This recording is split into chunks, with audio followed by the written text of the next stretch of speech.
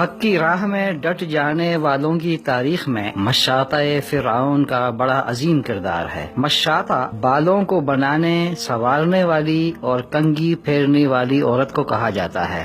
فرعون نے اپنے اہل خانہ کی خدمت کے لیے ایک مشاطہ رکھی ہوئی تھی، یعنی بالوں کو کنگھی پھیرنے والی عورت رکھی ہوئی تھی۔ آج کل کی اصطلاح میں اسے بیوٹی میکر بھی کہا جا سکتا ہے۔ فرعون کے اہل خانہ کی مشاطہ فرعون کو نہیں بلکہ اللہ تعالیٰ کو اپنا رب مانتی تھی۔ معراج کے موقع پر ایک جگہ رسول اکرم صلی اللہ علیہ وسلم نے بڑی خوشگوار مہک محسوس کی۔ آپ صلی اللہ علیہ وسلم نے جبریل سے پوچھا، اے جبریل علیہ السلام، یہ کیسی خوشگوار مہک ہے؟ حضرت جبریل علیہ السلام نے بتایا کہ یہ فرعون کی بیٹی کے سر میں کنگھی کرنے والی خاتون اور اس کے اولاد کی خوشبو ہے۔ رسالت مآب صلی اللہ علیہ وسلم نے پوچھا، اس خاتون کا کیا قصہ ہے؟ اب مشاطہ فرعون کا قصہ حضرت جبریل علیہ السلام کی زبانی سنیے۔ حضرت جبریل علیہ السلام نے بتایا کہ ایک دن وہ مشاطہ فرعون کی بیٹی کے بالوں میں کنگھی کر رہی تھی کہ اچانک اس کے ہاتھ سے کنگھی گر پڑی تو وہ بے ساختہ بول اٹھی، بسم اللہ۔ فرعون کی بیٹی نے اس سے پوچھا،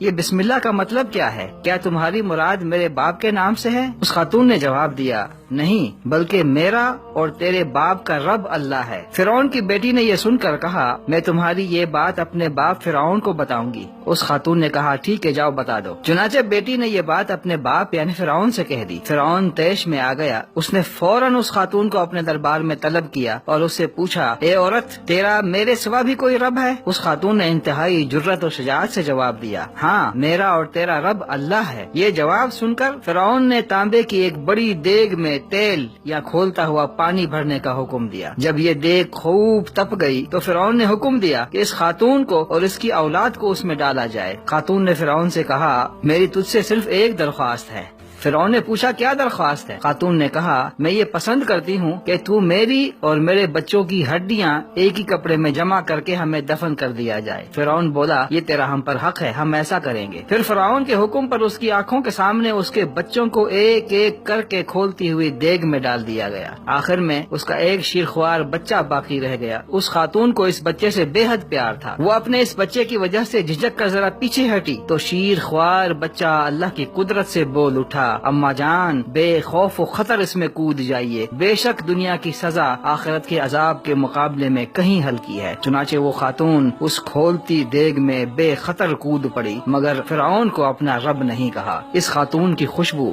رسول اکرم صلی اللہ علیہ وسلم کو معراج کے موقع پر محسوس ہوئی۔